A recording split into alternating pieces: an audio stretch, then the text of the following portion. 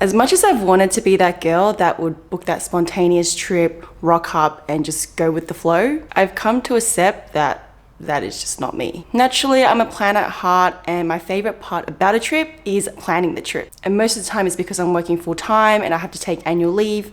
I want to make the most of it. So you can plan out your trip, organize your itinerary, sort out your budget, enter in all your expenses, and everything for your trip is going to be in the one place. So let's get started. This is my travel planner. I've designed it to be easy to use. This is your travel dashboard. Everything you need to see from all the other tabs are going to pull into here. This is your monthly calendar. You have an overview of where you're going and your main activity, and you can toggle between the different months. This is your itinerary planner where you have all the details of your trip. You can also view this on your phone or an iPad. I will show you how to do that later, and it's going to be really easy to access. This is your budget and expense tracker for the trip. Down here you can set your budget for the different categories. You can also change the categories as well, and here you will fill out all of your expenses. So this is your travel research tab. You've got a space to compare flights, accommodation, car rental, tours and activities, and restaurants and bars. We've got a to-do list here which I sort out between days before the trip, weeks before the trip, and months before the trip, and you can organize all of this by priority. And lastly, we've got a packing checklist. I have put some example items here. You're free to change any of these categories and change any of these items as you wish, and hopefully with this you won't forget to bring anything. The travel dashboard and the monthly dashboard have a lock symbol on it. It means that these sheets are protected, so they're for viewing purposes only and they're not to edit. If you were to accidentally press something, I'm going to press delete. This sign is going to pop up and it's going to tell you that you're trying to edit something that shouldn't be. If you do end up pressing OK, it means you're going to change something, and this could mess up the formulas and the sheet might not work properly. On the other tabs, all of the light beige cells are for you to edit, and anything that is a dark beige cell generally has a formula in it, so make sure you don't edit these. I've also done my best to create a lot of rows, so please don't add any extra rows or cells because this will also mess up the formatting. Alright, let's get into how to set this up. The first tab you want to start on is the itinerary planner,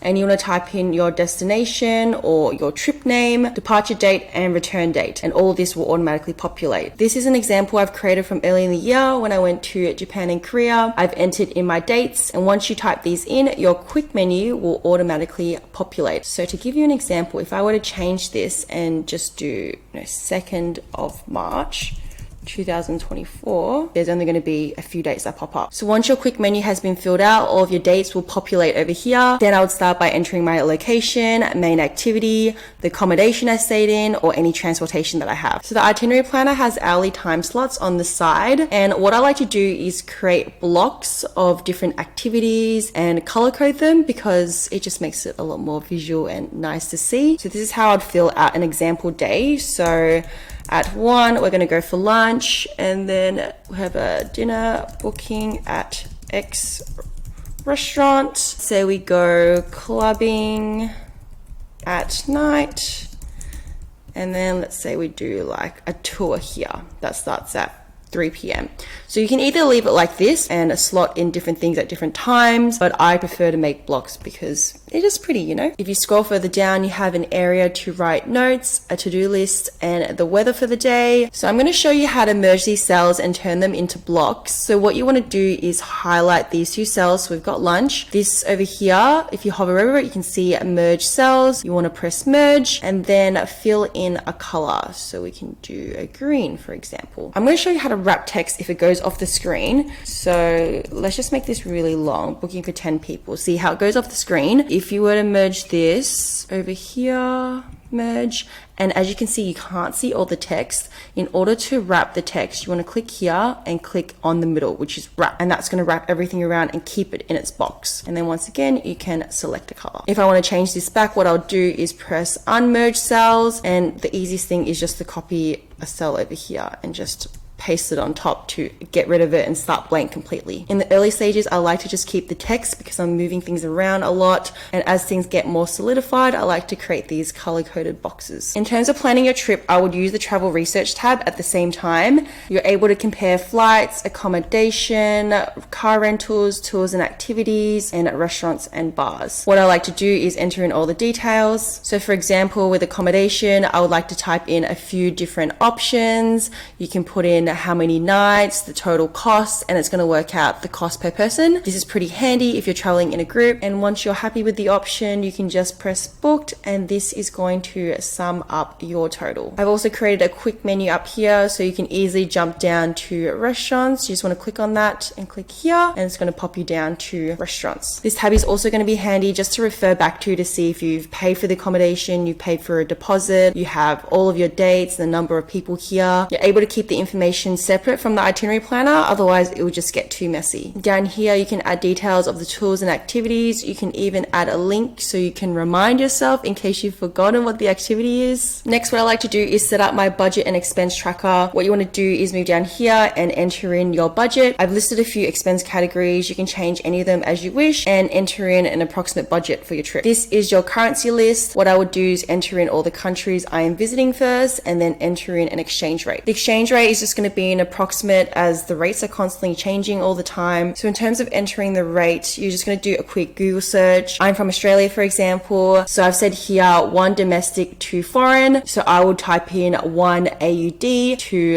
JPY, which is Japanese yen. And in Google, it's going to look like this: 1 AUD to JPY. So that's 96.33. At the time when I went on my trip, which was early in the year, it was at 92. You can change this as you get closer to your trip, or if you know your exact exchange rate, you can just type that into. And then throughout your trip, you'll enter in all of your expenses. Your destinations are going to pull from your currency list over here. You have all of your different categories, which are going to pull from down here. And then what you want to do is enter in a foreign amount or a domestic amount. If you paid in your local currency or it showed up as Australian dollars in your bank statement, I would enter that in first. If you don't have an amount in your local currency, you can enter in the foreign amount, and this is going to use the exchange rate to help determine what your domestic total will be. If you end up typing a number in both of these cells, it's going to prioritize the foreign amount. So just going to make sure that you only enter the number in one of the columns. These two tabs at the end are really simple. You've got your to-do list and your packing list. All you need to do is enter in any things that you need to do, and you can select a priority. And once you're done, you can just tick things off. With your packing list, these are just examples that I've written. You can change any of the categories, you can change any of the items, and what you'd want to do is enter in a quantity. So you say, yep, one of these.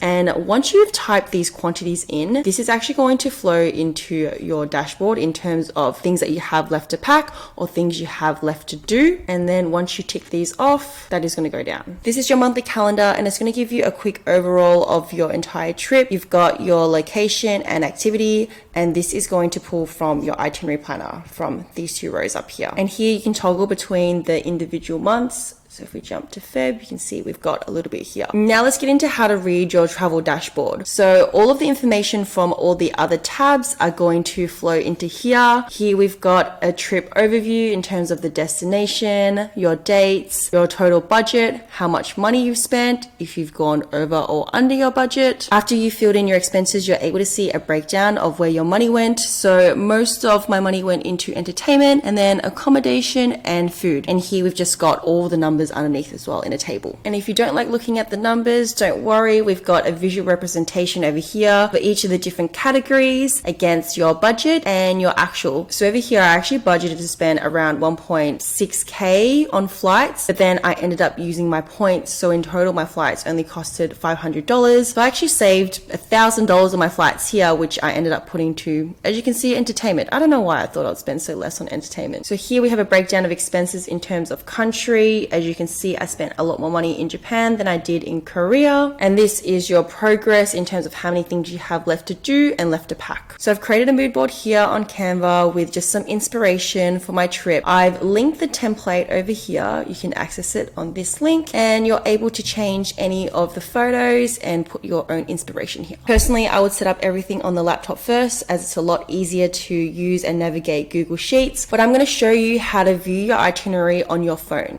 To access the itinerary on your phone, you're going to need to download the Google Sheets app, and I'm going to show you how easy it is to view your itinerary. All right, we've clicked into the spreadsheet and it looks like this. You're going to scroll across and click on Itinerary Planner. As you can see, it looks a little bit messy. You might not be able to see everything. What you want to do is scroll across here and get the times to line up, and you can even zoom and get even closer. Let's pull this across. So the times are on the side. Then what you can see is the individual days, and you can just scroll across here. So you can see day 2, Day 3. So once everything is set up, it makes it really easy to view your itinerary on the go, and you can see all the individual days, and having everything color coded, it just makes everything so easy.